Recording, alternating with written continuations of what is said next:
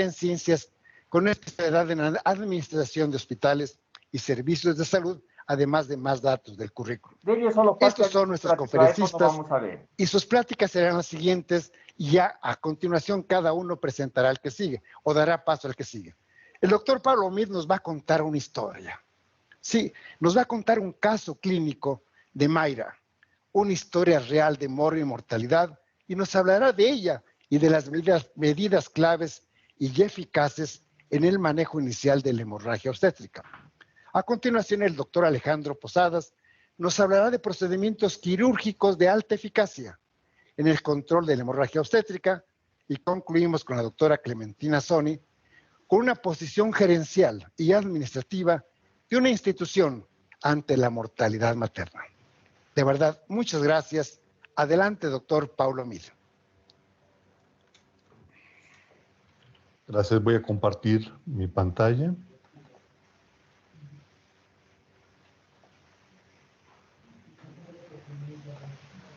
Ahí se está viendo. No, pues muchas gracias al doctor Antonio Peralta y al doctor Celis, primero por la invitación al comité. Y obviamente pues hemos estado muy activos a la Federación Mexicana, de la cual pues pertenezco desde hace 25 años. Y es una modalidad diferente lo que vamos a hacer el día de hoy en la presentación. Yo voy a tener 27 minutos. Esta es la historia de Mayra.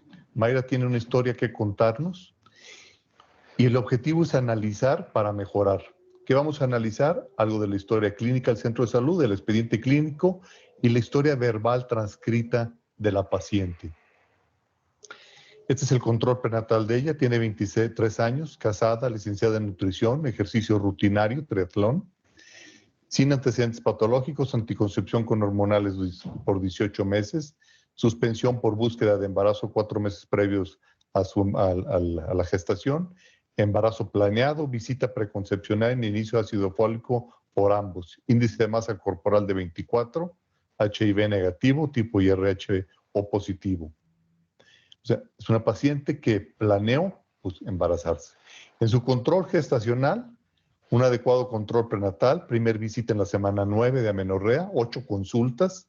Después, última consulta prenatal en la semana 38, un embarazo normoevolutivo, vacunación, contusioide tetánico, TDP, influenza estacional por el tiempo en que ella estaba.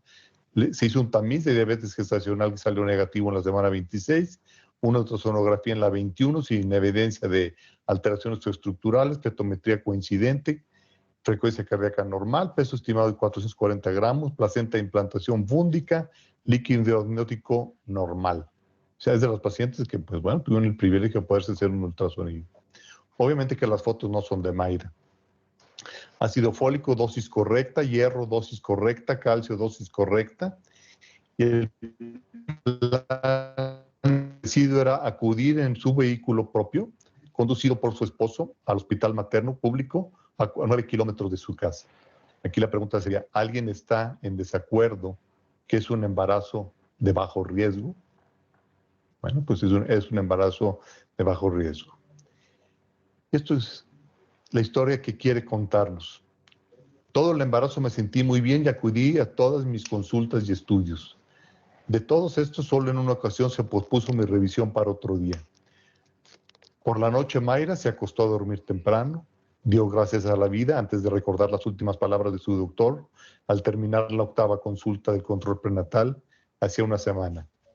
Eres una mujer joven y sana, con un embarazo de evolución normal, tu bebé está bien acomodado, su frecuencia cardíaca está bien, tu pelvis es amplia y ya tienes modificaciones del cuello de la matriz.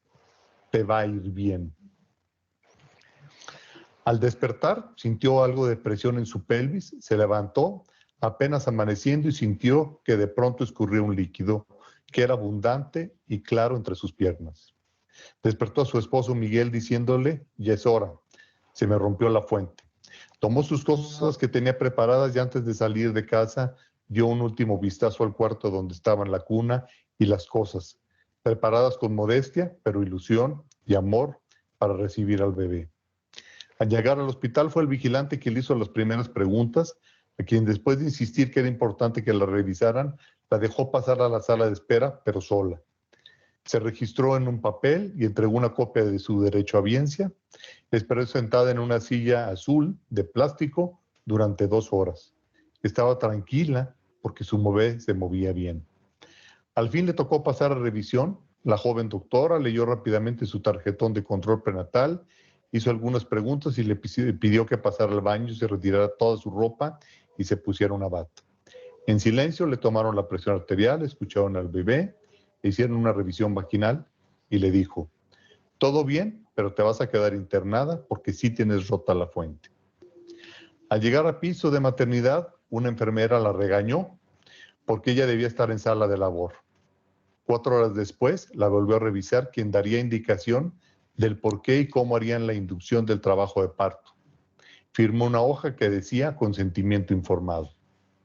Las contracciones iniciaron 2 horas después de la colocación del suero con medicamentos y se emocionó porque pronto vendría el parto. Poco después de oscurecer se sentía cansada, con sed y con hambre, pero no la dejaron tomar agua porque ya tenía trabajo de parto regular. Hubo paso de visita y escuchó a lo lejos que alguien, con voz de autoridad, ordenó que retiraran la inducción de las 2 pacientes. Por la mañana, aún sin medicamentos, tenía más contracciones que eran frecuentes, duraban más y ya provocaban molestia. La revisaron y después de decir: ya trae 5, el feto está bien, la bajaron a labor. Le sorprendió ver la cantidad de pacientes y doctores en un espacio no tan grande, pero parecía que todos ellos sabían muy bien lo que hacían. 1 hora después, un médico ya no tan joven se presentó con ella, le pidió permiso de ser revisada, le explicó que todo iba bien, que ya tenía 7 centímetros de dilatación y que su bebé ya había descendido a la pelvis, y con una sonrisa amable le preguntó: ¿vas a querer bloqueo? Ella preguntó de qué se trataba, se le explicó y preguntó si tenían dudas. Ella aceptó. Prepararon todo y en unos minutos después el anestesiólogo dijo entusiasta: listo, mija, ya no vas a tener dolor, te dejé catéter por si se necesita. Quizá 2 horas después del mediodía la pasaron a expulsión porque la cabeza estaba ya bien abajo y con dilatación completa. 1 hora después de estar pujando, cuando se le indicaba, por fin logró su parto y pudo escuchar el sonido del llanto vigoroso de Sofía, su hija. Sintió una emoción indescriptible al verla y oírla sana. Olvidó el cansancio, la sed y el hambre y comenzó a soñar la vida con ella. Media hora después, llegó alguien a ayudar, que con evidente destreza metió la mano profundamente, extrajo la placenta y dijo: está completa, ahora sí ponle oxi, repara el desgarrito, le quitas el catéter y pones la nota. Ya en su cama 4 de la sala que decía puerperio E, esperando la cena y sintiendo bien sus piernas, notó su abdomen abultado, humedad caliente en sus muslos y el latido rápido y fuerte de su corazón. Pidió que la revisaran. Alguien llegó y al ver el sangrado en la cama y percibirla sudorosa, temblando y agitada, pidió ayuda, comenzó a comprimir su matriz mientras decía: córranle, está chocada. Entre médicos y enfermeras pusieron otro suero, oxígeno y una sonda para medir su orina. Cuando la llevaban de regreso al lugar donde tuvo el parto, para poner un pantalón, unas pinzas y una especie de globo para el sangrado, los detuvo un médico. Ella reconoció la voz de la noche anterior, les dijo: déjense de novedosos, aquí el jefe de la guardia soy yo, pasen al quirófano, le voy a quitar la matriz. En lo que iniciaba la cirugía percibió cómo ya no estaba desesperada y sintiendo como que se ahogaba. Sintió un profundo sueño, teniendo en mente a Sofía. Cuando despertó estaba con una máscara de oxígeno, varias botellas de suero y en el otro brazo una bolsa con sangre y otras 2 amarillas. Varios aparatos que seguramente medían cómo estaba. Miguel estaba junto a ella. Fueron muy buenos en dejarlo pasar a horas que no eran de visita. Poco a poco se fue recuperando. 2 noches después se acercó un médico a su cama, volvió a reconocer la voz. Te estabas desangrando, te tuve que quitar la matriz, pero estás viva. 2 días después Mayra llegó a su casa con Sofía, la colocó en su cuna, respiró profundamente y dio gracias a Dios por haber encontrado con ese médico que le salvó la vida. Esta es la revisión, en donde vamos a analizar el evento, la acción y el protocolo adecuado. Cuando ella dice que le tocó pasar a la paciente, pues hacen un internamiento, lo cual es adecuado por una ruptura de membranas. Y la ruptura de membranas sin trabajo de parto y sin modificaciones cervicales. Esta información también está sacada no solo de su historia, sino del expediente. Y con posibilidad de inicio de trabajo en más de 12 horas, aumenta la posibilidad de infección. Así es que fue un acierto y de acuerdo al protocolo. 4 horas después, la volvió a revisar, quien daría indicaciones del por qué y cómo harían la inducción de trabajo de parto. Ingresó a piso sin plan de resolución, solo ingresó y alguien más toma un plan de resolución 4 horas después. Este se establece 4 horas después de internamiento en un embarazo de término, con ruptura, sin modificaciones cervicales y con datos de bienestar fetal. Lo indicado era una maduración cervical previo a la inducción con oxitocina con prostaglandinas. Estuvo en ayuno total y en inducción con oxitocina. Luego se suspende sin un motivo aparente la inducción y se le aplica, en la inducción estaba con 500 mililitros de glucosado en infusión, con 5 unidades de oxitocina a 10 gotas por minuto. 28 horas estuvo en ayuno total, 500 mililitros de precarga, fue lo único que recibió con Hartmann previo al bloqueo peridural. Y el protocolo dice que hay que mantener a los pacientes en rehidratación vía oral o intravenoso para mantener el equilibrio hidroelectrolítico durante el trabajo de parto. El segundo periodo de trabajo de parto duró 60 minutos. Luego vino la atención de parto. No hubo manejo activo del tercer periodo de trabajo de parto, que era lo que marcaría el protocolo. El tercer periodo de trabajo de parto duró 30 minutos. Hicieron una extracción manual de la placenta, cuando estaba indicado primero otro tipo de maniobras para su extracción y la administración de uterotónicos como manejo activo tercer periodo de trabajo de parto, lo cual no se hizo. Van directamente a la extracción manual de la placenta, en donde, según la descripción, es completa. O sea, la placenta estaba completa en eso. La uterocontracción inmediata, sin sangrado activo inmediato.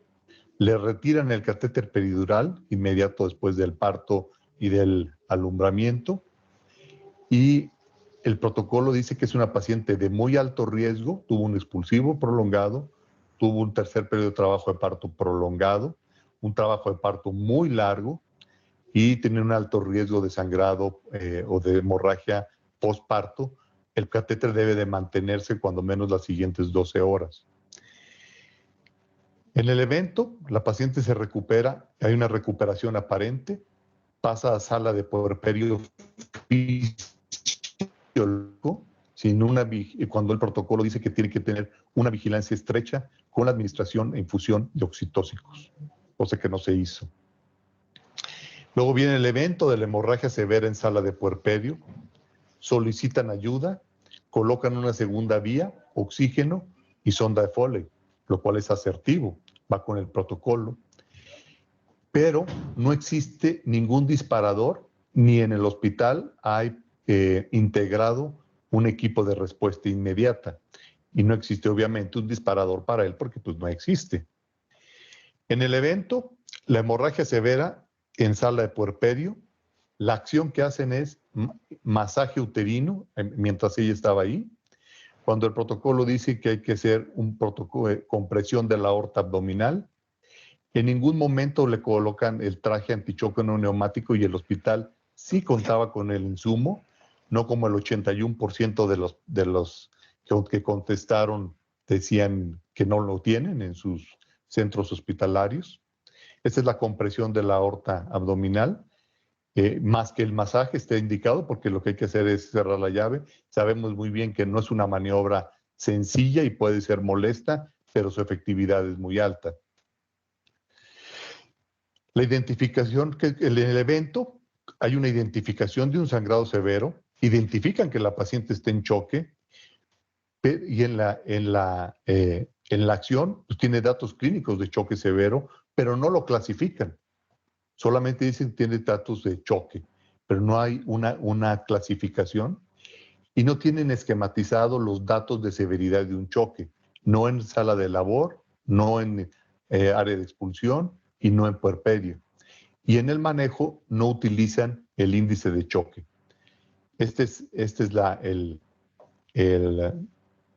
la tabla que se utiliza, que ha diseñado FLASOC y que ha validado la Federación Latinoamericana, en donde viene, no me voy a poner a explicar, pero hay muchas tablas, pero esta es una tabla muy útil, muy práctica, porque solamente son datos clínicos.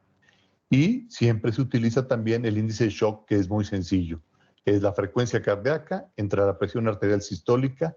Si es de 0.9 o mayor, es una paciente que está en choque, y por supuesto, si es de más de 1.1, 1.2, una paciente que seguramente va a requerir de transfusión de hemoderivados. Hacen un evento que es una reposición masiva de soluciones cristaloides, administran en total 4 litros de soluciones de Hartmann, administran 4 litros de solución fisiológica a temperatura ambiente y ellos no tienen integrado un protocolo de manejo de reanimación hipotensiva permisiva, que era lo correcto. Lo correcto eran las soluciones que debían calentarse a 37 grados centígrados, porque altos volúmenes de soluciones cristaloides se asocian a coagulopatía dilucional. Este esquema que a todo mundo nos enseñaron, que es el de 3 litros iniciales de cristaloides y luego 2 litros por cada litro de sangre perdida estimada, ya no se utiliza. Quítenselo de su mente, por favor.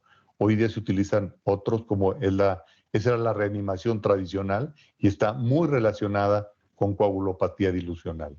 Además, a la paciente le pusieron en total, después del parto, 45 unidades de oxitocina, cuando todos sabemos que esto es una dosis sin duda tóxica y que puede ser también de depresión miocárdica y de contracción de arterias coronarias.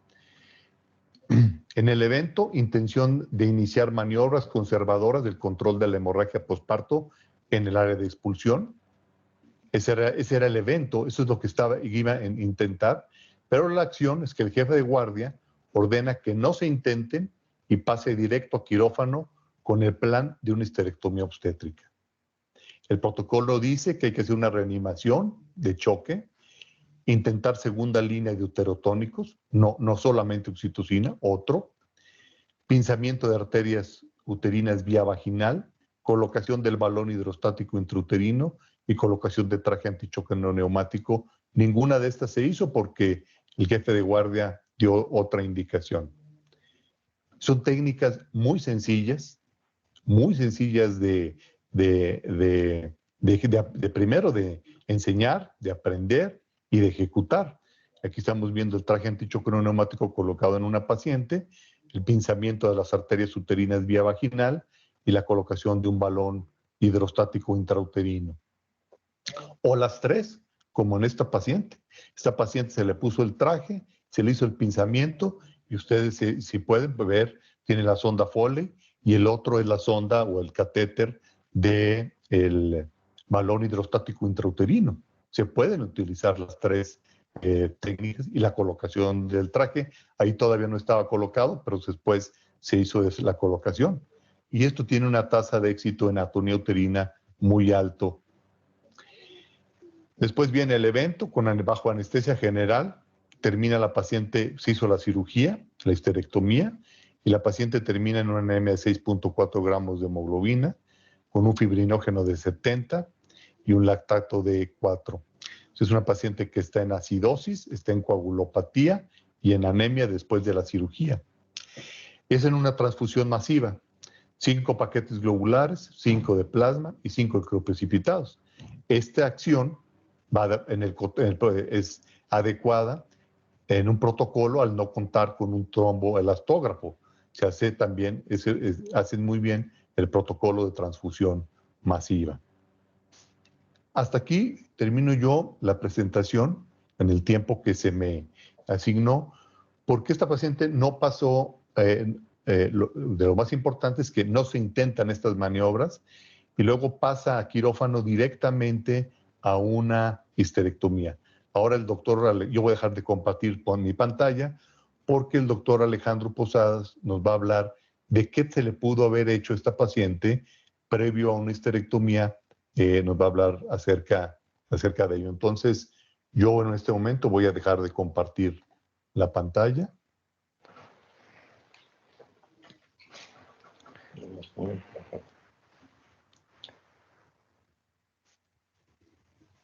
Obviamente al final pues tendremos oportunidad de contestar algunas preguntas que así surgieran, ¿no? Mientras empieza, quiero agradecer mucho a las personas que se han puesto en contacto, a los compañeros médicos. Seguimos con las pláticas. Alejandro, tienes cerrado tu micrófono. Abre tu micrófono. Eso. Adelante. Bien, a continuación vamos a hablar sobre los procedimientos quirúrgicos eficaces para el control de la hemorragia obstétrica. El caso que nos acaba de contar el doctor Paulo Meade fue el caso de Mayra, pero puede ser el caso de Brenda, de Juana, de María, y todos los días suceden este tipo de eventos, de acontecimientos, tanto en instituciones públicas como privadas. Lamentablemente, las acciones, las medidas, los protocolos que se llevan a cabo no siempre son los más adecuados y por lo tanto la muerte materna sigue siendo un problema de salud pública por los altos índices de mortalidad que tenemos.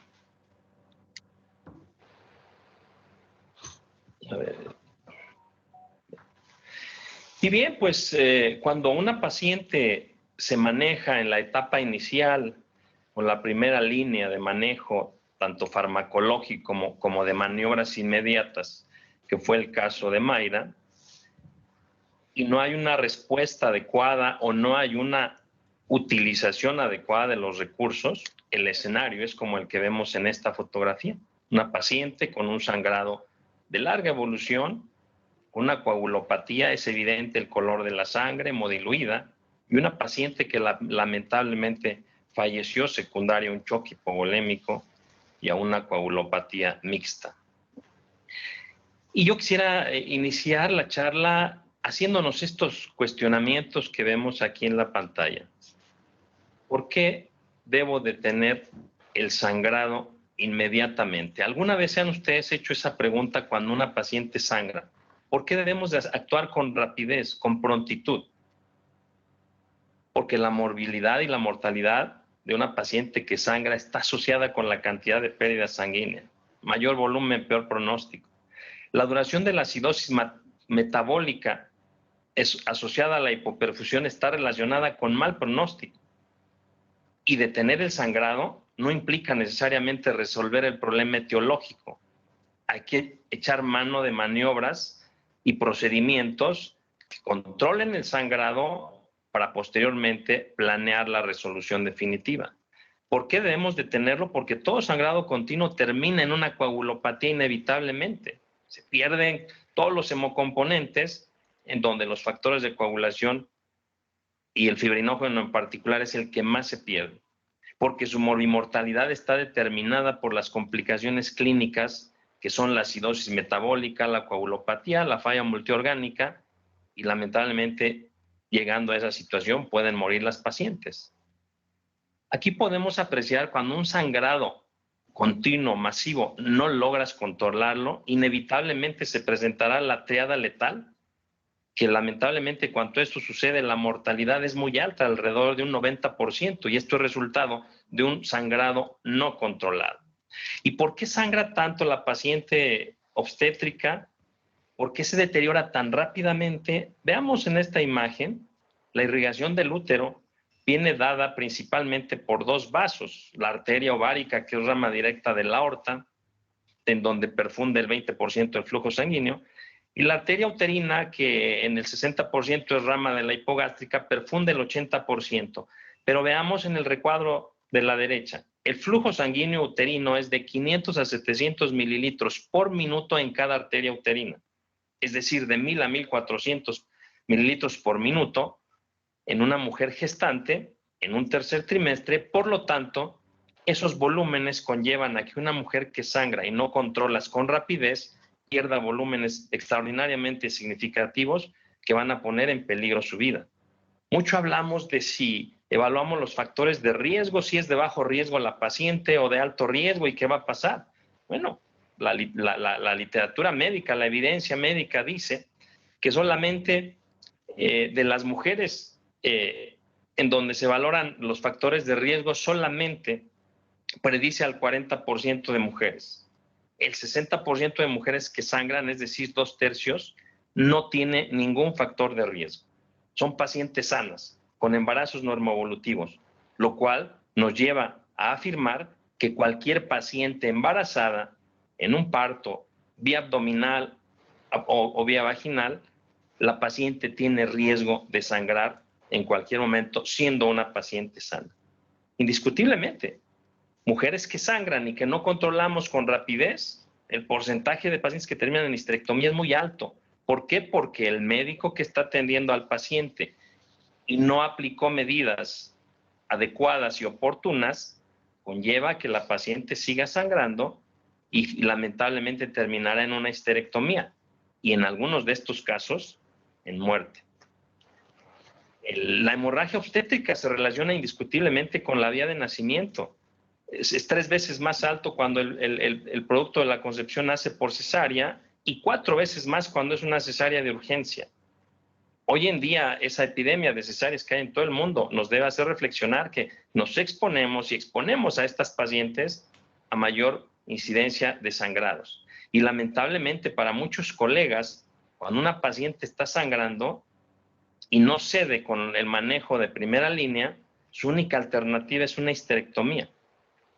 ¿Por qué? Porque hay subutilización de métodos conservadores para evitar esa histerectomía, como son las ligaduras vasculares, suturas compresivas, embolizaciones, pero esto es asociado a que muchas veces no tuvimos la oportunidad de haber sido capacitados durante nuestra formación como residentes. Y eso nos lleva a tener mi última alternativa como histerectomía. En un momento dado, ese paradigma de decir, ¿le hago histerectomía o no porque la paciente es muy joven o es su primer bebé?, los lleva a tener una demora más significativa. La paciente sigue sangrando y por lo tanto se va a complicar. De tal suerte que cuando están en esta postura, se mantiene el personal médico en decisiones inoportunas, procedimientos inadecuados, se traduce en pérdida de tiempo y una paciente que solo se complica. En esta línea de tiempo podemos ejemplificar las principales causas de la hemorragia en el posparto, que todos lo conocemos como las famosas 4 Ts, en donde la principal es la atonía uterina, que es la responsable del 80%.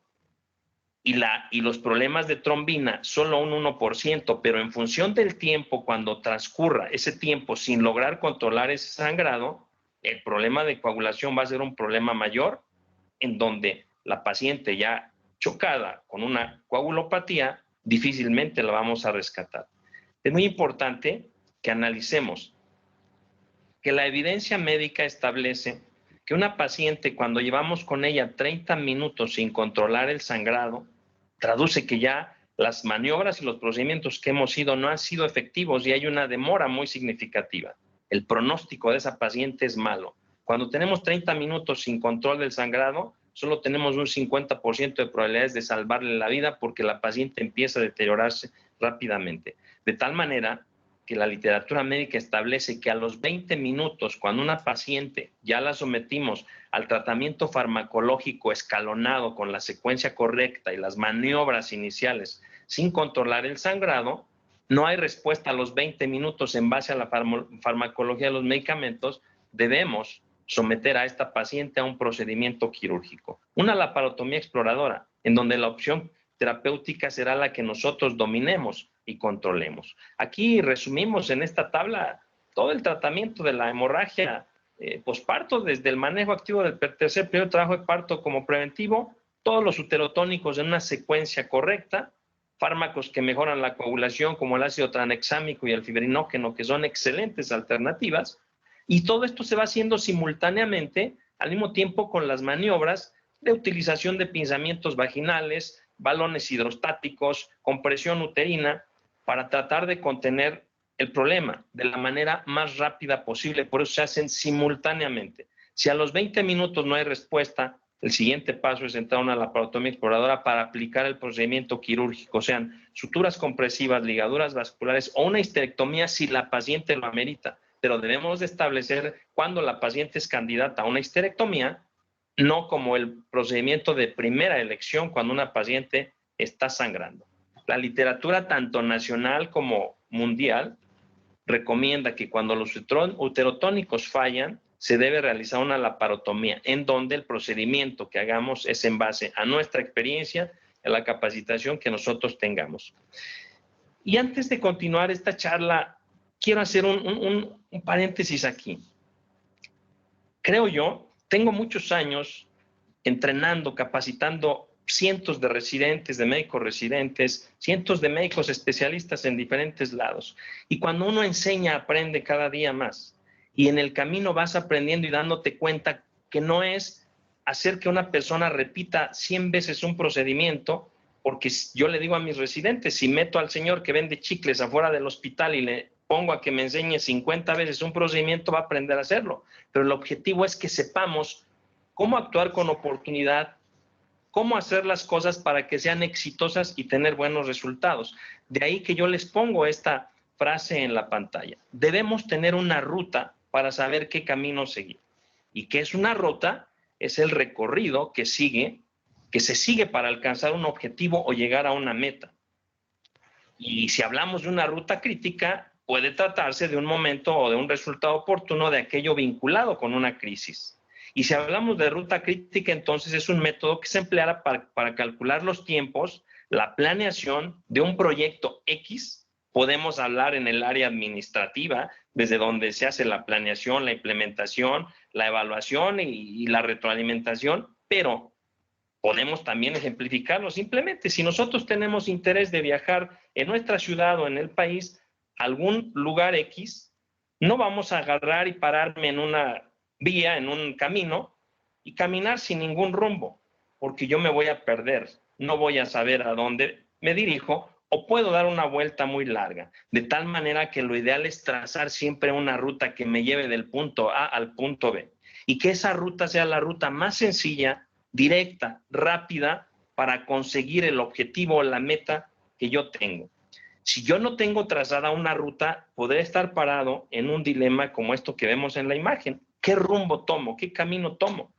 No saber qué camino tomar y la probabilidad de que el camino que yo tome sea equivocado y por lo tanto traiga resultados catastróficos, eso es muy probable. Así como lo ejemplificamos en el área administrativa y en una ruta de camino que queramos seguir, se aplica perfectamente a una paciente que está sangrando. Y esta imagen habla por sí sola. Una paciente que empieza a sangrar súbitamente, ¿qué es lo que sucede cuando una paciente sangra demasiado? Lo primero que sucede, pánico en quien esté junto de ella, porque no sabe de dónde está sangrando, cuál es el problema y sabe que el sangrado puede ser catastrófico y puede llevar a la muerte. Si nosotros estamos, como vemos en la imagen de arriba, en un lugar donde no sé qué camino tomar, es ahí en donde empieza el problema de una atención inadecuada e inoportuna para la paciente, dejo pasar tiempo que es valioso y la paciente se me puede complicar, en donde solamente veremos una evolución tórpida con un deterioro. De tal suerte que en tantos años que tengo de entrenar a médicos, buscando la manera de hacerlo lo más rápido posible, la forma más efectiva y que quede en su mente, en su cerebro, registrado ese nuevo concepto de cómo manejar una paciente que está sangrando. Entonces establecí y diseñé este modelo de una topografía anatómica en la pelvis femenina para que topográficamente ubiques de dónde sangra y qué es lo que tengo que hacer. Si ustedes se dan cuenta ahí, lo divido por sectores, sector 1, sector 2 y sector 3. El sector 1 involucra el cuerpo uterino, pero sin el cérvix. Veamos la línea que divide ahí. Solo todas las patologías que afecten el cuerpo uterino es el sector 1. El sector 2 está dado por el cérvix y el tercio superior de vagina. Y el sector 3, los 2 tercios restantes de vagina y el perine.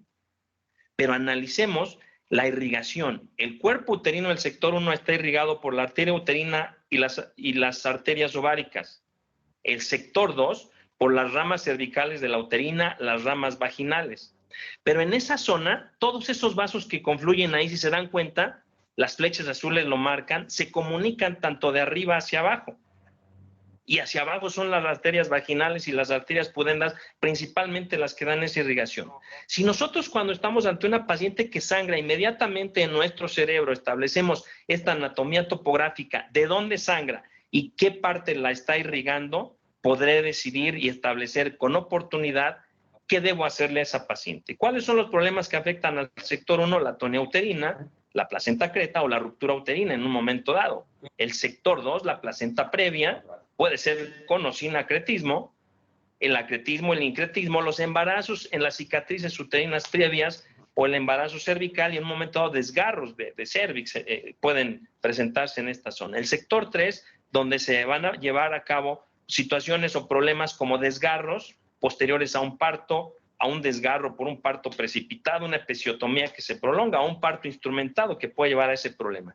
Esta es la topografía que todo ginecobstetra y la anatomía básica que todo médico ginecobstetra debemos de tener en mente para actuar con rapidez, hacer una ruta como la que establecimos en la parte de la diapositiva anterior. Y a mis residentes siempre les digo, hay que conectar el GPS para hacer la ruta lo más rápido posible y actuar con rapidez. Entonces aquí analizamos de esos sectores anatómicos, cuáles son las patologías y cuáles son las técnicas quirúrgicas que yo voy a utilizar para resolver el problema en base al origen del sangrado. Si es mi sector 1, donde son las arterias uterinas y las arterias ováricas, que la principal causa es la atonía, la ruptura uterina o el acretismo local, focal de esta patología, la técnica Posadas es un excelente procedimiento con el cual desarterializamos el útero, lo llevamos a una mínima perfusión y controlamos el problema. También las suturas compresivas, el balón de Bacri y la embolización cuando se cuenta con el recurso. En el sector 2, cuando está involucrado el cervix, ya hay ramas cervicales, hay ramas de las vaginales y algunas ramas de las pudendas y todo ese plexo colpouterino que se comunica. Ahí las patologías que se presentan, solamente cuando es una placenta previa sin acretismo, podemos usar técnica Posada. Si hubiera un acretismo, se tiene que evaluar en momento dado una ligadura de hipogástricas o una histerectomía. Hay quienes establecen que un sándwich de un balón con una sutura compresiva puede ayudar en el sangrado cervical, un tanto riesgoso y es la experiencia. Cuando tenemos una placenta increta, hipercreta, lo que está indicado es una histerectomía. Y si nosotros tenemos el conocimiento quirúrgico de hacer ligadura hipogástrica, reducimos el flujo sanguíneo un 80%, nos permite hacer una cirugía con un sangrado de menor cantidad y por lo tanto mejorar el pronóstico de la paciente. El plegado uterino es un procedimiento que el doctor Palacio Jaraquemada hace, es reseca la parte donde está la placenta increta o percreta, reseca la parte del útero con todo y placenta y reconstruye el útero. Él reporta excelentes resultados con ese procedimiento. Y en la parte final, cuando el sangrado es en vagina o perine, debemos buscar disecar el vaso que esté sangrando porque ahí hay vasos sanguíneos que vienen de las ramas intestinales, mesentéricas, epigástricas. Entonces aquí tenemos que buscar disecar o en un momento dado ligar las hipogástricas, que de ahí emerge la arteria pudenda que irriga principalmente este terreno. Me interesa que les quede muy claro esto. Vuelvo a insistir, entre más enseñamos, aprendemos. Veamos la anatomía en esta zona. El pedículo colpouterino está dado a nivel del cérvix por todos los vasos bilaterales de las ramas cervicales, de las ramas vaginales y algunas de las pudendas. En los dos lados, algunas ramas de las vesicales, de las rectales, confluyen a esta zona. Y cuando hay una inserción anómala en esta zona, esos vasos aumentan su calibre de manera muy significativa, lo cual conlleva a que en esta zona haya un flujo extremadamente alto. Y si no sabemos controlar la hemostasia en este lugar, podemos venir de una histerectomía de arriba hacia abajo y cuando llegamos ahí, ese es el caos y el problema donde se complica el paciente, sangra demasiado. En esta arteriografía podemos apreciar aquí cómo estas ramas de las uterinas, de las vaginales, se hace aquí una madeja aquí en donde todos esos vasos confluyen y obviamente en la gestación se incrementa el calibre y en la inserción anómala de placenta como es increta y hipercreta se multiplica el calibre y el flujo sanguíneo es en donde se lleva el problema. Por lo tanto, cuando nosotros llegamos a esa zona que tenemos una inserción placentaria en el cérvix, debemos buscar una disección despegar la vejiga lo más que podamos para acercarnos a la parte del tercio superior de vagina, en donde se acerca con el cervix, y poder localizar estos 3 vasos principales en el radio de las 3, 9 y 12 para ligar esos vasos, bloquear el flujo sanguíneo de todo ese segmento colpouterino. Y aquí en esta representación esquemática anatómica vemos esos brazos de grueso calibre que llevan una irrigación muy importante. Y aquí en esta imagen podemos apreciar cuando hay esa inserción de una increta o percreta hacia vejiga, estos vasos son de muy alto calibre, de muy alto flujo sanguíneo. Disecamos la vejiga hasta llegar a cervix, tercio superior de vagina, ligamos estos 3 vasos en ese orden como les comenté, y cuando nosotros hacemos una hemostasia local en esta zona, podemos controlar hasta un 70% de un sangrado en una cesárea histerectomía cuando está involucrada la parte cervical. ¿Sí? La terapia quirúrgica de tal suerte se divide en 4 grupos. Ya habló el doctor Mi de los taponamientos a través de los balones hidrostáticos, la compresión que hace a través de las suturas compresivas, la disminución de flujo sanguíneo a través de suturas vasculares, y el tratamiento radical como última elección siempre u opción, la histerectomía, si nosotros nos capacitamos en procedimientos conservadores. Las suturas vasculares compresivas, son suturas que ya tienen su tiempo descritas. La primera fue por Vilich en el 95. Hoy en día existen más de 40 suturas compresivas. Todas tienen el mismo propósito y objetivo para preservar el útero, preservar la fertilidad y ser un procedimiento conservador. Creo yo que no necesitamos aprendernos las 40. De los procedimientos más comunes es la de Vilich y la de Hyman. La condición de Vilich es que requerimos una histerotomía para poder hacer el procedimiento, y en la de Hyman, con o sin histerotomía, podemos hacer la compresión y resolver el problema cuando hay indicación de una sutura compresiva. Desde mi punto de vista es el procedimiento de las suturas compresivas más rápido, sencillo y efectivo para resolver, lograr poner los tirantes al útero, comprimir todos los vasos y bloquear el sangrado. El Royal College nos recomienda que todo obstetra debemos estar familiarizados y dominar una técnica quirúrgica de compresión uterina. La embolización arterial, cuando contemos con el recurso, no en todos lados lo contemos, pero aquí se ve muy interesante cómo embolizan una arteria, desaparece todo el flujo de la arteria ilíaca interna, y qué interesante porque bloqueas el flujo sanguíneo. Si no contamos con la embolización arterial, pero nosotros tenemos capacidad y adiestramiento quirúrgico para ligaduras vasculares, el ligar un vaso sanguíneo anatómicamente ubicado en el sitio que nos interesa, tenemos los mismos resultados de una embolización arterial. De tal suerte que las ligaduras vasculares, la más antigua que existe es la ligadura de hipogástricas desde 1894, solo que es un procedimiento que en un principio se creyó que resolvía todo. Hoy en día sabemos que solo reduce 50% de flujo sanguíneo y 80% de presión sanguínea. Debemos continuar con otros procedimientos porque la probabilidad de que la paciente siga sangrando es alta. Las de las ligaduras de arterias uterinas y ováricas. Aquí vemos la historia desde O'Leary desde 1966, Urilnikov 79, Ábrago 94 y Posadas en el 2007. La técnica Posadas es un procedimiento que hizo un análisis de estos 4 procedimientos, se analiza cuál es la vía más rápida y sencilla, efectiva para resolver, y concluimos cómo abordar el procedimiento en este tipo de casos. Las hipogástricas requeremos un entrenamiento especial. Aprender a hacer ligadura hipogástrica se aprende en los pacientes. No hay una charla o una película que nos permita aprender ello. Por lo tanto, es un procedimiento que no todo el mundo lamentablemente dominamos. Además, debemos de saber que hay 3 anastomosis funcionales colaterales, que son las arterias iliolumbares, descienden directamente de la aorta y se anastomosa con la arteria lumbar con la iliolumbar. La arteria sacra media se anastomosa con la sacra lateral, ¿sí? Y la arteria hemorroidal superior se anastomosa con la hemorroidal media. Por eso es que cuando ocluyes la hipogástrica, estos 3 vasos envían un flujo sanguíneo cuando está cerrado el flujo de esta zona y se vuelve a revascular en este apartado. Los 4 procedimientos de suturas vasculares a nivel uterino, que son O'Leary, Urilnikov y Ábrago, el objetivo es llevar a ese útero a una mínima perfusión, bloqueando los pedículos uterinos, solamente que hay que hacer disecciones vasculares, hay que ligar áreas donde no son necesarias, el infundíbulo pélvico, el ligamento ovárico. En Ábrago hay que ir esperando tiempos y todo esto hace que se pierda tiempo, que se liguen estructuras innecesarias. Entonces, en el procedimiento de la técnica Posada se eliminan esos tiempos que restan oportunidad de hacer con más rapidez el control y mejorar el pronóstico. La técnica Posadas, en una serie de 750 casos que hicimos en el Hospital Luis Cartelazo Ayala, nos da un éxito del 95 al 100%. Es tan sencillo como exteriorizar el útero, ligar las arterias uterinas por la cara posterior, visualizar la rama terminal de la arteria ovárica y ligarla. A veces es más de una rama, hay que ligar cada una de ellas, que vemos que se dirige hacia el cuerpo uterino para ocluirlas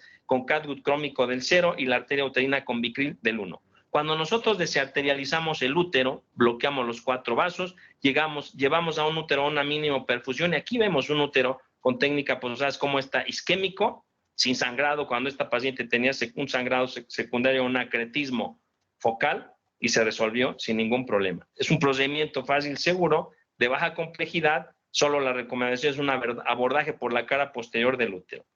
Este artículo se publicó en la revista de ginecología en septiembre de 2019, en donde hablamos del control de la hemorragia obstétrica mediante ligadura de arterias uterinas, experiencia de 7 años. Fueron 750 casos en el Hospital Luis Cartelazo Ayala. En este trabajo pusimos una tabla en donde comparamos todos los procedimientos. O'Leary tiene publicaciones desde el 69 y tiene 3, la última hasta el 95. Vemos el número de casos que han publicado. El que más había publicado en su momento era O'Leary con 265 casos. La publicación de Posadas es con 750 casos.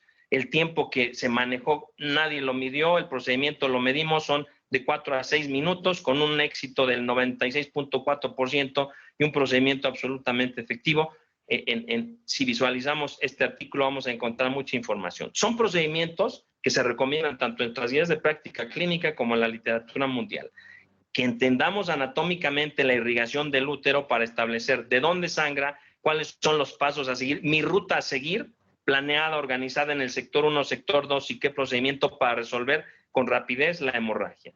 Cuando ligamos las arterias hipogástricas, es muy importante que sepamos que si ligamos el tronco anterior de la hipogástrica, vamos a tener mejores resultados que si ligamos todo el tronco de la hipogástrica, porque si ligamos el tronco anterior aquí ya evitamos la anastomosis de la iliolumbar y de la sacra media para poder bloquear menor el flujo hacia ese útero. En un momento dado, cuando nosotros estemos en una cirugía y se presenta un sangrado espontáneo, súbito, importante y que a veces no nos permite visualizar de dónde está sangrando, un control sencillo primario es la compresión aórtica interna. Solamente tienen que palpar a nivel del promontorio en dónde se encuentra la aorta, pones una compresa sobre la aorta, la comprimes con tu puño, con todas tus fuerzas, es muy sencillo y muy rápido, y vas a bloquear el flujo hacia todas las extremidades y todo el hueco pélvico.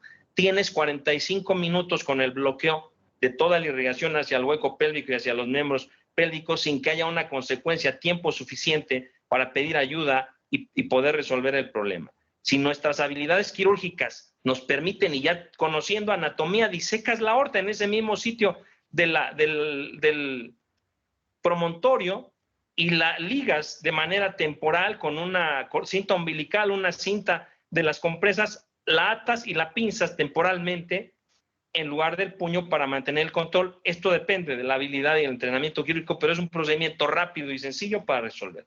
¿Qué es la histerectomía? Cuando el procedimiento o la patología nos lleva de primera intención a hacer una histerectomía, hay que hacerlo sin pensar. La histerectomía puede ser total o subtotal, solamente que hay que hacerlo a tiempo cuando sea necesario, porque si todavía estamos pensando en esa paciente que no responde a mis medidas iniciales, que sigue sangrando y no lo resuelvo, solamente veré una paciente que se complica. Y cuando nosotros manejamos procedimientos conservadores, yo estoy de acuerdo con esta publicación del Hospital Militar, que la histerectomía debe ser el último recurso de tratamiento en la hemorragia obstétrica. No olvidemos que es una emergencia, que requerimos muchas manos, para lo cual requerimos siempre trabajar en equipo. Y está perfectamente demostrado que el trabajo en equipo a través de los equipos de respuesta multidisciplinaria, de respuesta inmediata, nos permite una atención bien definida, permite una actuación rápida, secuencial, que evita omisiones y conflictos de estrategias que pueden ocurrir en situaciones de estrés, como es la hemorragia. Esa es una de las principales acciones importantes. ¿Qué ha pasado con la mortalidad materna? ¿En qué hemos fallado? Todo el mundo estamos centrados en la atención del paciente, y cuando no están integrados los equipos de respuesta inmediata, hasta en la gestión que tenemos que hacer en la intención, permitimos que todo se alinee mientras estamos perdiendo tiempo. se alinean los factores de riesgo, los errores. A veces actuamos con oportunidad y pescamos a la paciente antes que se deteriore y quedamos en una cuasifalla. A veces, lamentablemente, o termina en una histerectomía o pierde la vida porque permitimos que todo esto se alinee. Me interesa que este mensaje nos lo llevemos a casa. El ABC del tratamiento inicial. ¿Qué es lo que tenemos que hacer como medida A? Detenga la hemorragia de la manera más sencilla que se pueda. Pinzamiento vaginal, compresión de arterias uterinas, reponga el volumen, más de una vía permeable, restaure el coágulo, hemocomponentes y pido ayuda. Esto se hace simultáneamente. Una vez que tengo ayuda y he controlado de manera temporal el sangrado, ahora sí planifico, hago mi ruta que debo seguir en base al origen del sangrado para realizar una hemostasia definitiva y exitosa en mi paciente complicado. Debemos de echar mano de lo que tengamos al alcance. Lo importante es detener la hemorragia de una manera sencilla, pero eficaz para evitar que se deteriore mi paciente. ¿Qué podemos hacer entonces para mejorar el pronóstico de nuestras pacientes? El pronóstico es totalmente proporcional a la prontitud y efectividad del manejo para detener el sangrado. De tal suerte que las acciones sencillas, rápidas y efectivas demostradas con evidencia médica es lo que debemos echar mano y siempre actuar con medicina basada en evidencia, lo que hemos demostrado que es útil, que funciona, solamente que a veces no hemos tenido la oportunidad de conocer. Debe quedarnos claro, cada unidad médica, cada institución debe establecer protocolos locales de manejo para las emergencias obstétricas en base a su capacidad resolutiva, en base a sus recursos. No pueden ponerse los mismos protocolos en todos lados porque cada institución, cada organización tiene capacidades diferentes. Como conclusiones, la histerectomía comúnica alternativa quirúrgica creo que no es la opción. Desde que hemos entrenado a mis residentes y en el hospital, cada vez hacemos menos histerectomías. No recuerdo cuándo fue la última que hayamos hecho. Los procedimientos conservadores resuelven. Es esencial detener de forma precoz y efectiva el sangrado para evitar la coagulopatía, con decisiones oportunas y procedimientos adecuados, pero sobre todo un entrenamiento periódico para mantener la habilidad en estos casos. Siempre se debe tener la capacidad de un manejo adecuado con rapidez, eligiendo el método ideal para cada paciente. El procedimiento quirúrgico requiere que tengamos conocimiento de la anatomía para que el resultado sea exitoso y con un propósito de evitar complicaciones. Requerimos un entrenamiento periódico. Este trabajo aquí publicaron en un uso de simuladores en unos residentes, en donde se generó un escenario de hemorragia posparto para evaluar las deficiencias y el rendimiento de los residentes. Fueron 40 residentes de 3 instituciones que experimentaron la capacitación en una simulación. Al hacer la evaluación resultó que la mayoría fue incapaz de corregir la hemorragia en 5 minutos, que también la mitad de los participantes tuvieron por lo menos un error, ya sea en la dosis o en la ruta o en los medicamentos que solicitaron. Siempre quienes nos dedicamos a capacitar y hacemos simulación nos damos cuenta que cuando hacemos el primer ejercicio hay muchas fallas y después de hacer la capacitación volvemos a hacer la simulación y vemos que se han corregido todas esas deficiencias y nos permite mantenernos de manera efectiva. Entonces, la capacitación es la única alternativa para poder obtener estos recursos adicionales que son muy sencillos y rápidos y para salvar miles de vidas a las pacientes que se complican. Y esta frase de Oki Kama que dice, la calidad inicia con la capacitación, sigue con la capacitación y se mantiene con la capacitación. Debemos entender y darnos cuenta que la capacitación es indispensable. Y esta imagen nos permite establecer aquí que un buen cirujano es el que sabe operar, pero un mejor cirujano es el que sabe cuándo operar, pero es todavía un mejor cirujano el que sabe cuándo no se debe operar a un paciente. Esto habla de la pericia, la capacidad y el conocimiento. Y bueno, yo cerraría mi charla con esta frase del genio del siglo XX, Albert Einstein, que nos dice, no pretendamos que las cosas cambien si siempre hacemos lo mismo. Debemos el ser humano de tener la capacidad de lo que aprendimos algún día y que no funciona, modificarlo, ser capaces de tener un reaprendizaje, modificar lo que aprendimos en nuestra residencia en algún momento, reaprender opciones nuevas que nos permitan poder resolver un problema tan serio como es la hemorragia obstétrica, que nos lleva a una gran alta tasa de mortalidad. En estas ligas de YouTube pueden observar videos de las técnicas que les presenté para poder aportar a sus conocimientos. Gracias. Doctor Posadas, muchas gracias, de verdad, excelente su participación. Y a continuación la doctora Clementina Sony nos platicará la perspectiva desde el aspecto gerencial ¿Qué pasa con los hospitales? ¿Por qué hablamos?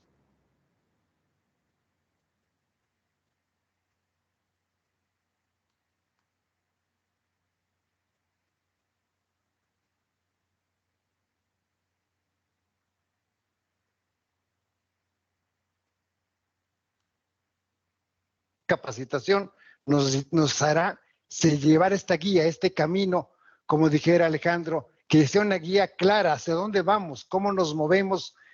Y la verdad, el caso, Paulo, ha habido muchas felicitaciones, conmovió mucho el caso, la historia, que es un hecho real. Tenemos varias preguntas, quisiera ocupar los minutos que faltan en preguntas. Primera pregunta para el doctor Paulo Mid. ¿La carbetocina puede ser la primera opción en un caso de hemorragia obstétrica? Bien, así ya está. Sí, por supuesto. Sí, por supuesto puede ser la primera opción, sobre todo si se cuenta con ella y hay un caso de hemorragia. Se ha visto que es mucho más potente que la oxitocina. Sí, por supuesto. Y algo que preguntaban también ahí es que si es factible aplicar carbetocina, nomás tomando esto, habiéndose aplicado ya oxitocina. Y sí, y tenemos muchos casos donde lo aplicamos y hay buena respuesta. Hay esta teoría de saturación de receptores, pero la experiencia que nosotros tenemos es que sí responden. Otra pregunta para Alejandro. ¿Las técnicas de suturas de compresión como Bill Lynch y Hyman no serían más rápidas para la zona 2 de las que tú hablabas a la sutura transversa de Bill Lynch? Sí, el objetivo de haberles planteado la anatomía topográfica es precisamente con el propósito de que entendamos y analicemos qué procedimiento me va a resolver lo que está sucediendo. Si yo tengo una placenta previa sin acretismo, me va a resolver una sutura compresiva, una técnica Posadas. Pero si yo tengo una placenta previa con incretismo o percretismo, ya no aplica. Entonces debemos de individualizar el caso, hasta dónde me involucra el problema que tiene mi paciente. Entonces es muy difícil establecer cuál es la mejor técnica o cuál es la única. Todos los procedimientos tienen sus indicaciones y no podemos inclinar la balanza. Lo importante es establecer, debo tener yo la capacidad de seleccionar el procedimiento más conveniente de acuerdo a la patología que tiene mi paciente. Y ese fue el propósito de haber hecho esa descripción anatómica, topográfica, vascular, para ver de dónde está alterado y por lo tanto qué procedimiento decido emplear. Gracias, Alejandro. Para Paulo, ¿cuáles son las secuelas a largo plazo en las pacientes que se recuperan de una hemorragia? Y se refiere al futuro reproductivo. ¿Cuáles serían las secuelas? Bueno, en cuanto al futuro reproductivo, no se ha visto en la sutura, específicamente en la de Hyman, en la que se hace una compresión antero-posterior, sí se han descrito que haya adherencias en la cavidad intrauterina, es decir, en el endometrio, porque se hace una compresión antero-posterior mucho más que en la de Bell Lynch. Pero alguna otra, incluso las desvascularizaciones que mencionaba el doctor Posadas, selectivas, no afectan el futuro reproductivo de los pacientes. Realmente, sí, adelante.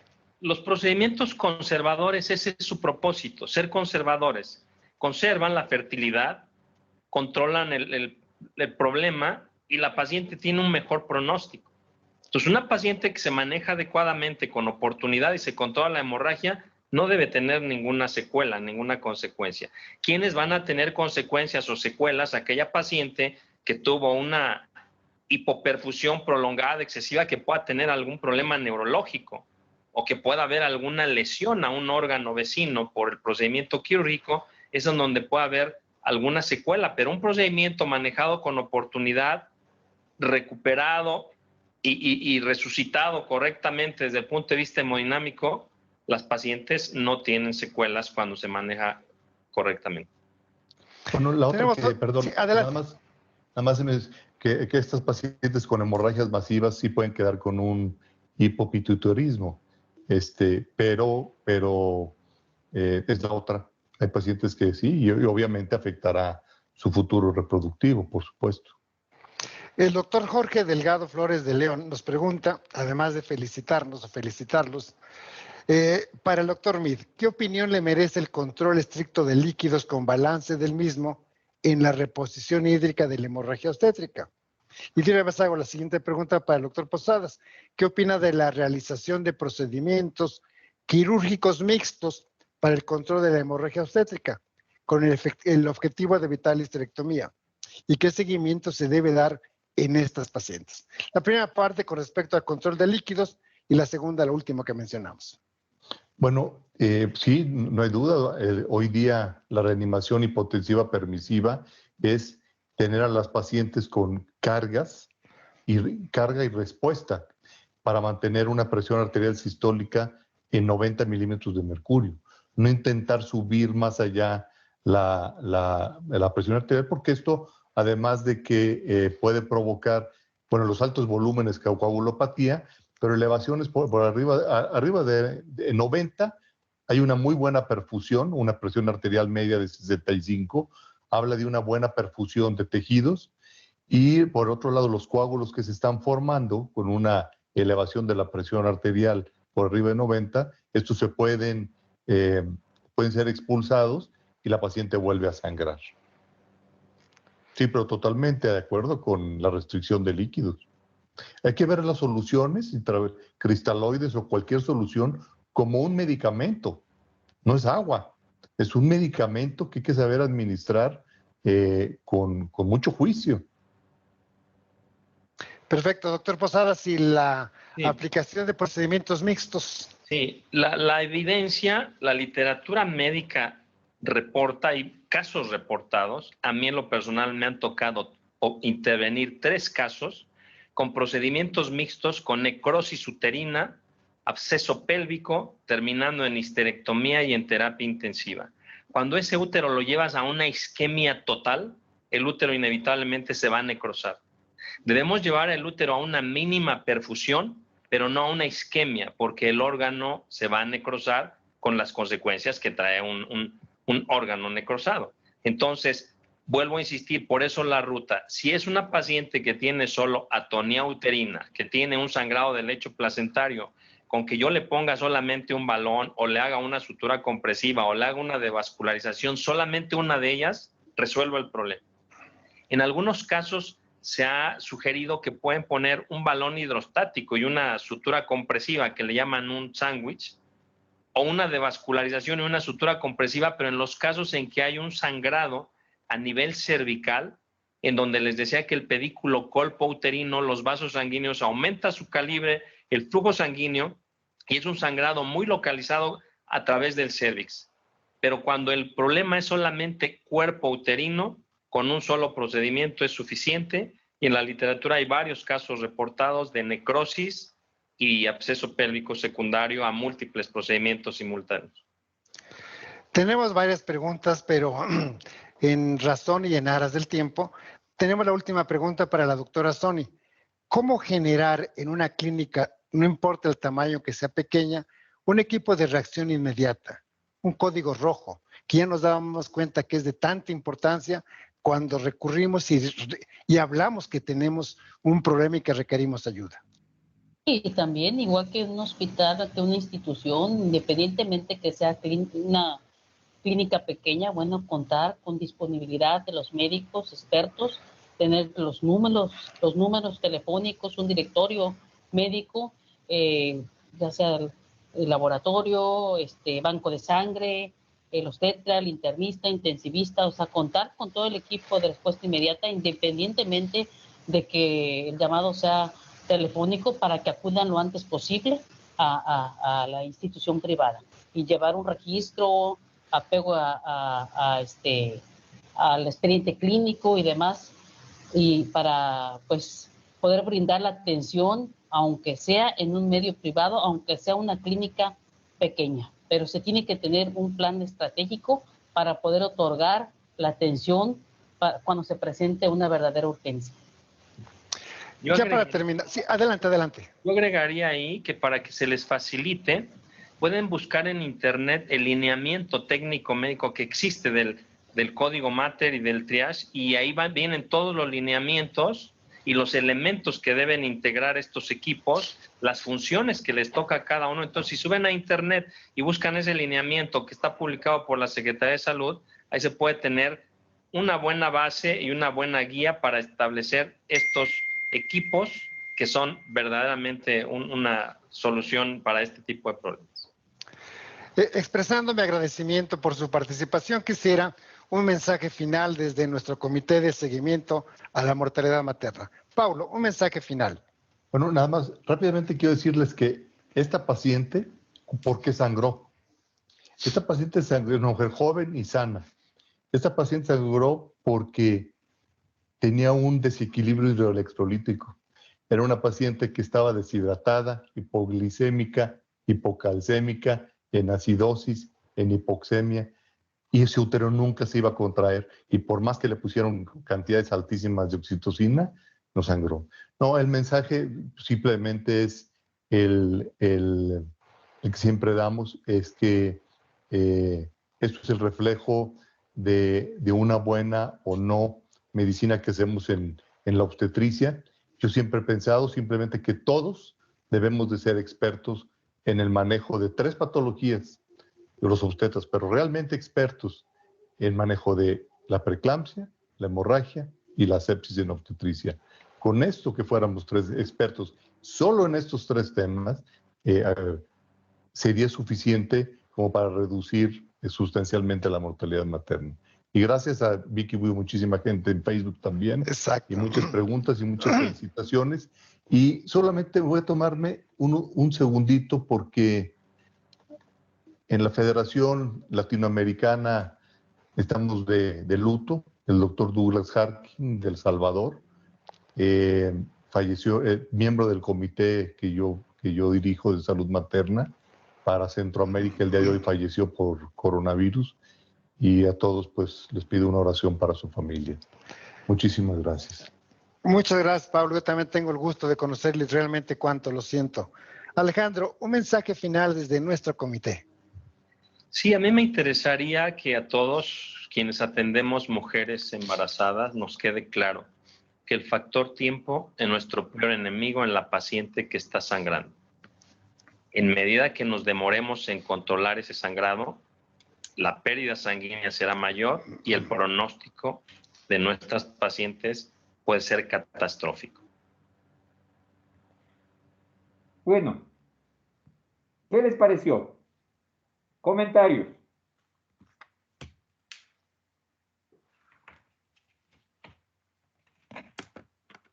¿Qué les pareció? Doc, una pregunta. En el caso de la primera paciente, la que estaba contando la historia, lo que debían hacer era... Esa es la materia nuestra, claro. Lo que debían hacer es, después de darle las 40 unidades de oxitocina, ¿se pasaba al misoprostol o se pasaba al argono? Verá, en esta paciente primero no se maduró el cuello. Segundo, se le induce, se le suspende, el otro día se empieza, 28 horas de ayuno. Imagínense lo terrible que es. Y eso que estamos aquí viendo en el caso de lo real, eso pasa en nuestros centros obstétricos, porque a veces hay tal cantidad de pacientes que como hay el cambio de guardia, el otro la pasa, el otro la recibe al otro día y no sabe la señora cómo está, y la señora sin tomar líquidos. Y de mañana dice la enfermera, no tome nada porque ya le van a inducir, a lo mejor es cesárea. Entonces se da cuenta lo importante que es que nosotros conozcamos el estado de la paciente cuando cambiamos de guardia. Y revisar la hojita de partograma, la anterior, cuántos partogramas ha tenido, cuántas horas ha tenido en el partograma. Eso hay que revisar. Saque la lengua, señores, facilito, los labios están secos, pongámosle líquidos. Antes de empezar cualquier cosa, hidratémosle. Pongámosle una destroza al 5% en agua, ¿no es cierto? Damos azúcar y la hidratamos. Fíjese qué importante que es una paciente deshidratada, vea lo que se complica. Es tremendo porque tiene un desequilibrio hidroelectrolítico muy grande. Entonces, esa fue la primera situación. Seguimos comentando. ¿Qué más? Ya. ya conversamos sobre la materia, ya conversamos sobre su pregunta. Vamos a avanzar para no irnos al final. ¿Qué más? A ver, preguntas del resto. Doc, yo tengo una pregunta. Doc, ¿hay riesgo de sangrado cuando se hace el pinzamiento de las arterias uterinas, como se veía en la imagen? O sea, ¿se puede desgarrar o no? No, se hace un pensamiento y eso le da tiempo, por ejemplo, hasta hacer la histerectomía. O sea, es un buen método, ¿no? Es un método transitorio Ya, que gracias. utiliza. Pues ya está grande, o sea, son medidas que hay que hacerlas hasta decidir el procedimiento quirúrgico. La idea es dejarlo al útero sin sangre. Gracias, Doc. Perfecto. ¿Qué más? Doc, pasados los 20 minutos que nos nombraba ahí, ¿no es cierto? O sea, ya sometiéndola al tratamiento farmacológico y a las maniobras, ¿cómo nosotros sabemos, o sea, cómo nosotros, la paciente cuando ya hacemos las maniobras y todo, cómo probamos que está dejando de sangrar? O sea, habría que... Ajá. Claro, porque ya no sale sangrado, usted lo nota evidentemente y el estado de la paciente. Usted no ve que uno está al lado, usted con verla, la paciente ya se da cuenta porque está pálida, diaforética, la paciente le dice tengo sueño, se está chocando. Y fíjese lo que es sencillito, por ejemplo, vamos a suponer, una paciente tiene 120 de frecuencia cardíaca, le toman la presión a la licenciada y está con 80-60. Para ver el índice de shock, divide 120 para 80 y le da 1.5. Está chocada la paciente, es mayor a 0.9. Mayor a 0.9 ya es una paciente crítica. Entonces, fíjese, ahí para ver, esto ya no he visto en la plataforma, ya les voy a poner en la plataforma para que lo revisen. Cuando ustedes estén rotando por sala de partos, por ejemplo, revisen esto. Dense tiempito. Revise esto, porque esto, lo que yo les recalco, qué importante que es. Imagínese usted que de mujeres que han tenido los controles prenatales sanas, las que han tenido hemorragia postparto, son el 2/3 de pacientes sanas sin riesgo, como esta paciente. Imagínense lo que sucede con la paciente que no ha tenido ningún control prenatal. Es una bomba de tiempo que le puede estallar en sus manos.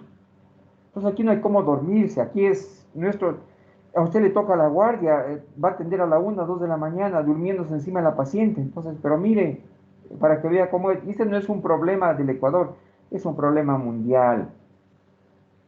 Imagínense entonces, esto por ejemplo para tener presente ese detalle, ya vamos a seguir comentando. Bien, ¿qué más? ¿Alguien más?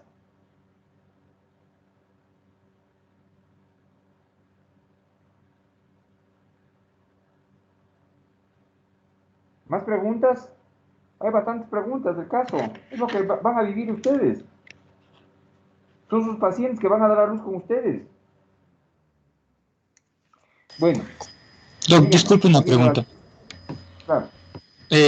Ahí mencionaba que también se podía realizar una compresión de la aorta abdominal.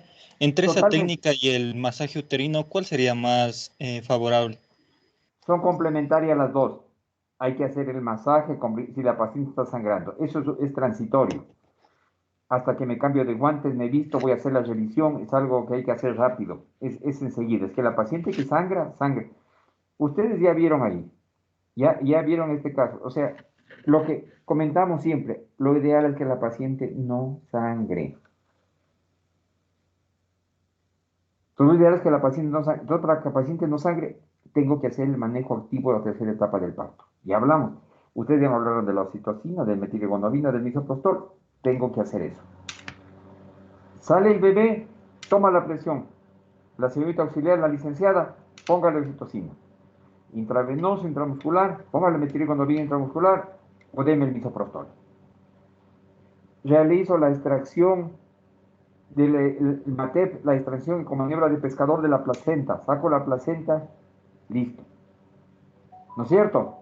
Bien, ya tengo el útero contraído. Ya está dado un paso. Y de allí suturo rapidito, la episiotomía, rapidito, suturo, veo el cuello de algún desgarro, suturo es. O sea, todo tiene que hacerlo muy rápido. Evitando que la paciente sangre, justamente para ver si hay algún problema de que nos esté dando sangrado. Entonces, eso hay que hacerlo enseguida. Ya vieron ustedes, si a los 20 minutos no se controla, si a los 30 minutos nosotros teníamos 20 minutos máximo de tiempo. Cuando no se controla los 30 minutos, el 50% tiene probabilidad ya de no controlarse, de morir la paciente, ¿no es cierto? Y a los 50 minutos ya histerectomía enseguida. Entonces, mire, esto es un procedimiento enseguida. Claro, se dirá hartísimo tiempo, pero mientras se le arregla, se toman los signos, se pasa la sangre, se pasan líquidos, se hacen maniobras, pasa el tiempo tan rápido y cuando usted menos ha pensado ya ha pasado media hora. Entonces tiene que ser en cascada todo. O sea, no llegar. Yo diría que hasta eso, 30 minutos es demasiado tiempo. El doctor acaba de decir, 700 ml están circulando por cada arteria uterina. Imagínense, 700 ml por minuto por la derecha, por la izquierda. Lo que hablábamos en clases de 1 a 1.5 litros está circulando por minuto. Entonces no podemos esperar 30 minutos. Entonces eso es enseguida. La paciente sangra, ponga... Lo que les he dicho, a ver, ¿qué sucede si usted le pone a la paciente unas 3 tabletas de misoprostol que no necesitaba? No pasa nada. ¿Qué sucede si usted le pone oxitocina? No pasa nada. ¿Qué sucede si le pone metilengomina no necesitaba? No pasa nada. Lo único que va a pasar es que no sangra la paciente. Entonces de ahí el manejo activo de la tercera etapa del parto, muy importante, muy importantísimo.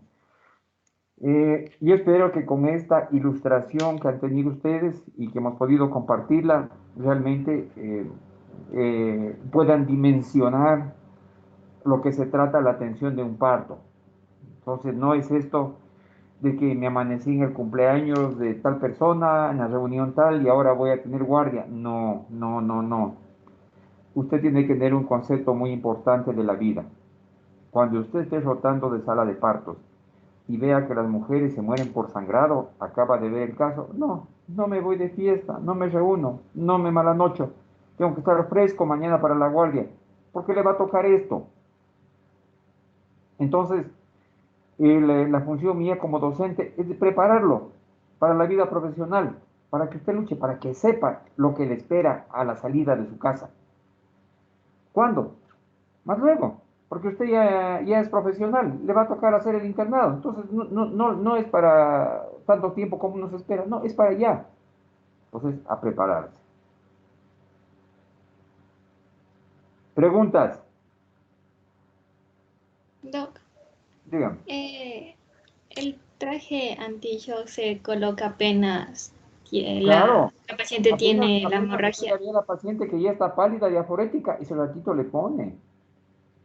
Claro, ese ratito ya. En nuestro medio hay en algunos lugares, pero en otros no hay. Entonces, rapidísimo nosotros, rapidísimo, póngale otra vía. Levántele las piernas hasta eso, con presión. Rápido la revisión, llamar al supervisor, al residente mayor, rapidito, enseguida. Aquí es... Ya, ustedes ya se dieron cuenta que en esto es la velocidad. Lo que hablamos siempre, los doctores, o sea, no está viendo que sangre la paciente. No. Decisiones oportunas. Porque cuando toma la decisión ya no hay paciente. El estado de la paciente es tan malo que en la inducción anestésica se muere la paciente. Entonces en esto mucha sabiduría. A ponerle ganas, no a temblar, a ponerle ganas. Si usted actúa con prontitud, ya ha aprendido la farmacología, usa los fármacos, realiza el manejo activo de la tercera etapa del parto, no le va a pasar esto.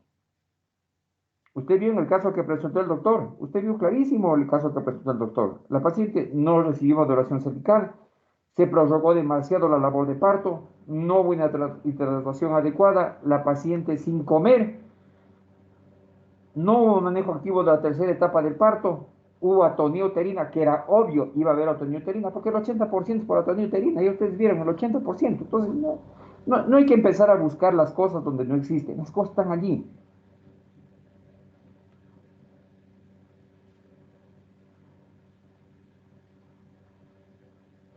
Pregunta, dígame. ¿Y cuál sería, o sea, ya que sabemos los 20 minutos, ¿no es cierto?, que tenemos, pero cuál sería el mínimo de tiempo, o sea, que yo tengo, póngase, le hago un pinzamiento, cuántos minutos yo espero como para pasar a la siguiente maniobra y así? No, usted no espera, usted pasa a la siguiente maniobra, hasta que pare el sangrado. No hay tiempo, es todo en cascada. O sea que... Ah, ya. Es todo en cascada. No, la paciente sigue sangrando. Yo sigo implementando. Le puso la oxitocina, no para. póngale el metergin una ampolla, sigue sangrando, vamos con el misoprostol. No se controla con el misoprostol, vamos con las otras maniobras. Este mismo rato, por favor, sangre, todo alistemos, pidamos la sangre, le pasamos sangre, rapidísimo. O sea, usted ya, mientras esto está haciendo, otro compañero está pidiendo sangre, otro está sacando la sangre, otro está la sangre. Y vamos con las maniobras. Y el siguiente, sigue sangrando, pues perfecto, pinzamos las uterinas, a quirófano la paciente. Porque hay paciente, pues. Hay paciente. ¿Qué vamos a esperar? ¿Media hora? Sí, usted está oyendo claramente con estudios. Si a la media hora no se controló, 50% de las pacientes se salvan. ¿Qué le parece? Chévere, doctor. Gracias. Ok. Sí. No. O sea, son cosas en las cuales nosotros demostramos por qué somos médicos. No, la calidad humana que hay profesional se demuestra ahí. No lo que nos dice héroes. Muriendo los médicos como cucarachas por el COVID, por tratar de médicos, héroes. No. Nosotros también tenemos autoestima, también tenemos dignidad, y la dignidad la mostramos con una buena preparación en estos casos.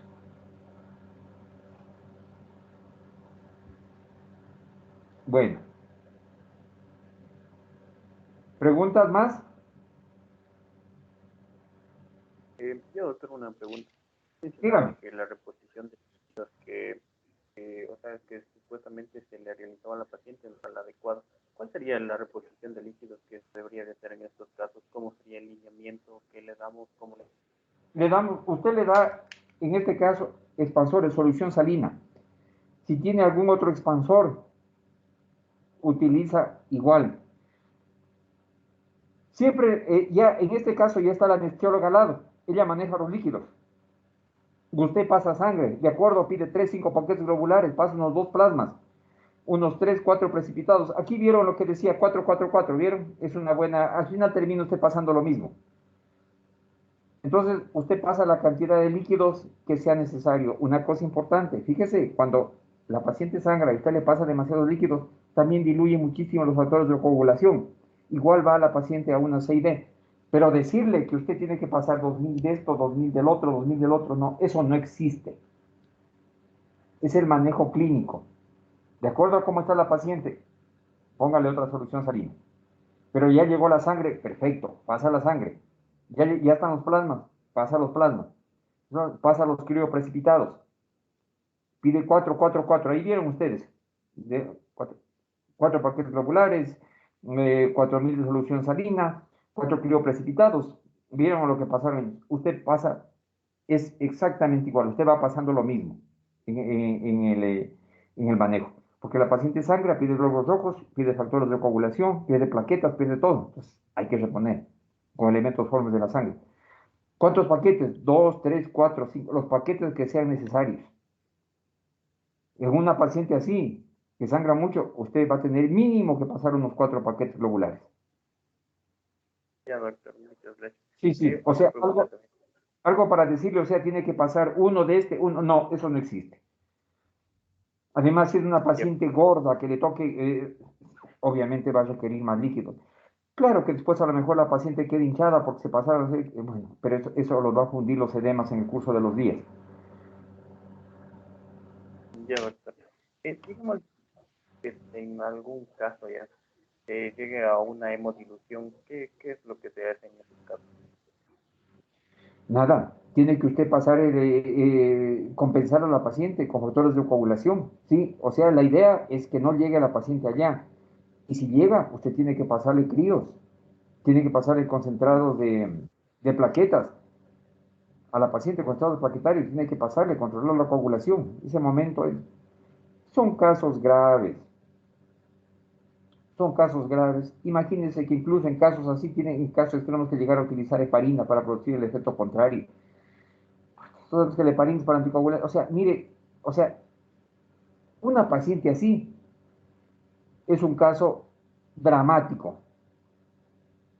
Un caso dramático. Por eso es que justamente yo no quise de que hoy dejemos de revisar y les pido disculpas por haberlo hecho tan de noche, pero como ustedes se darán cuenta, es de vital importancia. Porque yo no quiero que a ustedes, que son mis alumnos, ni a ningún alumno se le complique así el caso se le complica a una paciente, porque es grave. Porque lo primerito que le van a decir es que la paciente no tenía factores de riesgo. El interno le atendió mal el parto. La interna le atendió mal el parto. No. Aquí estamos viendo. Las 2/3 partes de pacientes sin riesgo hacen esto. Como esta paciente. Entonces, por eso estar lúcidos, estar despiertos, conocer la historia de la paciente y rápido. Fundamental, manejo activo de la 3ª etapa del parto, que no sangre. Porque si ella está deshidratada, si no haya comido, si yo no le hago que me sangre, no pasa nada. Pero si la paciente me sangra, todo lo que se hizo antes va a pesar allí. Y se va a complicar la paciente. Muchas gracias, doctor. Con mucho gusto. Bueno, ¿algo más? ¿Listo? Espero que les haya gustado. Que no haya sido en vano. Bueno. Una preguntita. Una señorita estudiante de 9º semestre ha fallecido. Creo que era por depresión profunda. ¿Ustedes saben qué fue lo que pasó?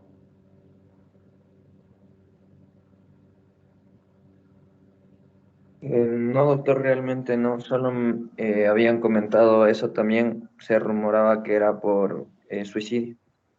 Ya. Era autólisis. Ya. Entonces lo que yo también extraoficialmente se conoció. Sintiéndolo mucho, lamentándolo mucho, ¿no?